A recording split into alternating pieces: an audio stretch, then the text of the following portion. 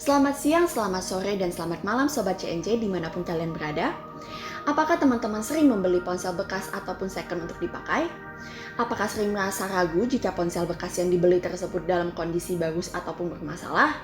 Nah, kali ini kami akan memberikan beberapa tips dalam memilih ponsel bekas. Semoga dengan tips ini teman-teman bisa mendapatkan ponsel bagus dengan harga yang terjangkau tentunya. Mari kita mulai.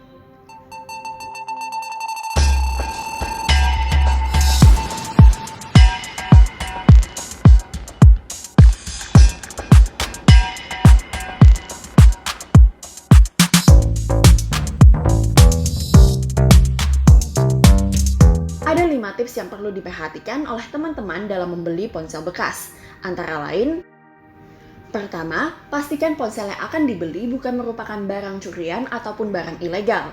Ini adalah hal utama yang perlu kita perhatikan. Jangan hanya karena tergiur dengan harga murah, maka kita serta-merta langsung membeli ponsel yang ditawarkan tersebut. Jadi, pastikan terlebih dahulu ponsel tersebut bukan merupakan barang yang bermasalah dengan hukum. Di sini, kami akan membagikan beberapa tips dan triks yang akan dipakai untuk menentukan apakah ponsel tersebut aman atau tidak untuk dibeli. Seperti, periksa kelengkapan ponsel. Jika ponsel dalam kondisi lengkap dengan dus dan buku manual, serta terdapat nota pembelian, mudah-mudahan ponsel memang merupakan kepunyaan asli si pemakai. Jika terdapat password, PIN, atau screen lock lainnya di ponsel, boleh tanyakan kepada pihak penjual apakah mereka tahu kode PIN atau passwordnya. Jika iya, berarti memang barang tersebut merupakan barangnya sendiri. Namun jika tidak, ditambah dengan berbagai alasan seperti punya teman, saudara, atau tetangga, maka lebih baik teman-teman menghindari pembelian barang seperti ini. Periksa juga galeri foto atau video di ponsel yang bersangkutan. Jika banyak terdapat foto atau video dari si penjual, mudah-mudahan ponsel tersebut aman untuk dibeli. Periksa juga akun Gmail untuk Android, Apple ID, iCloud untuk Apple, atau akun apapun yang ada di ponsel. Jika memang benar punya si penjual, maka logout terlebih dahulu dari akun tersebut. Tentunya jika memang barangnya punya si penjual, maka mereka akan tahu kode passwordnya. Jika tidak, maka lebih baik dihindari. Selanjutnya, perhatikan gerak-gerik penjual. Jika mencurigakan atau kelihatan terburu-buru dan bahkan tidak memberikan kita waktu untuk mengecek ponselnya, maka sebaiknya teman-teman batalkan transaksi tersebut. Lanjut ke tips yang kedua, cek keaslian dari ponsel. Sering dijumpai ponsel replika yang menyerupai ponsel aslinya dan dijual oleh penjual nakal yang mengaku ponsel tersebut asli. Namun ternyata ponselnya adalah ponsel palsu ataupun ponsel tiruan. Jenis ponsel yang sering dijumpai replikanya adalah merek Samsung dan iPhone. Maka untuk mengeceknya, teman-teman bisa mengunjungi situs www.imei.info. Masukkan email ponsel kita di situs tersebut, lalu periksa apakah email tersebut sudah sesuai dengan jenis ponselnya. Nomor email ponsel sendiri bisa didapatkan dengan pengetikan bintang pagar 06 pagar pada handphone. Jika ternyata tipe ponsel yang keluar di situs berbeda dengan ponsel yang hendak kita beli, maka dapat dipastikan bahwa ponsel tersebut adalah ponsel tiruan. Selain itu, sering juga dijumpai ada beberapa ponsel yang sudah diakali emailnya atau di-root untuk mengganti nomor email. Juga terdapat beberapa kasus di mana pembeli tertipu oleh penjual yang menjual ponsel dummy atau ponsel mainan. Ini bukan merupakan ponsel asli yang bisa digunakan, melainkan cuma pajangan saja. Jadi diperlukan kehati-hatian serta kecermatan untuk menilai ponsel yang akan dibeli. Ketiga, periksa fisik dari ponsel yang hendak dibeli. Sebelum masuk ke pengecekan menu-menu ponsel, ada baiknya jika kita periksa terlebih dahulu fisik daripada ponsel tersebut. Apakah ada bagian yang pecah, retak, bekas jatuh, atau bekas terkena air? Jika fisiknya tidak begitu mulus ataupun memerlukan penggantian komponen, tentunya ponsel tersebut bisa kita hargai lebih murah. Tetapi ini semua tergantung pertimbangan kita juga ya. Ada kalanya meskipun budget yang kita miliki terbatas, namun kita masih bisa kok mendapatkan ponsel bagus sekalipun kondisi fisiknya tidak begitu mulus.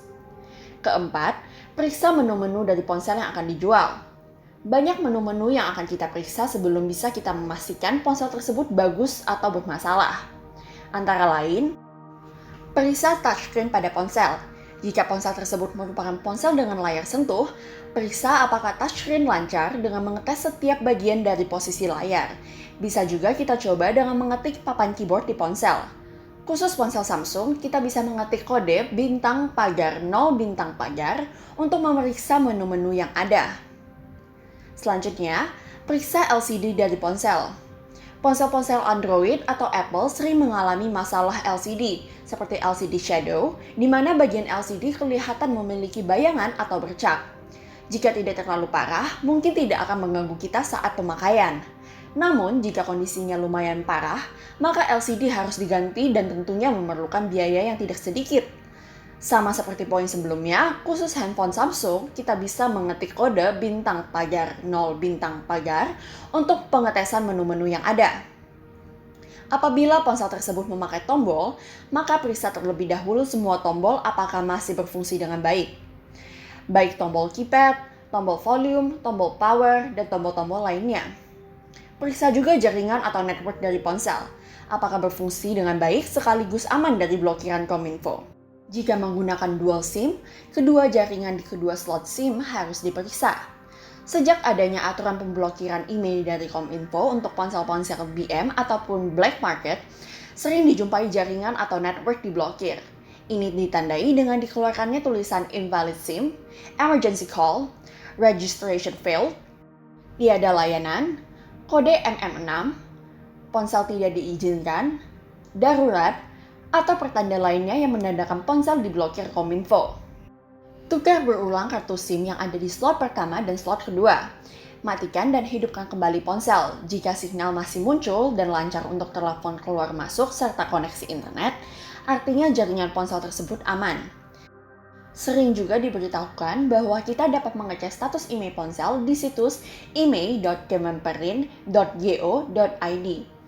Namun percayalah, tidak semua ponsel dengan email yang terdaftar di situs tersebut bebas dari blokir. Karena faktanya terdapat banyak ponsel bekas dan baru dengan email terdaftar di Kemenperin, namun satu signal tetap diblokir.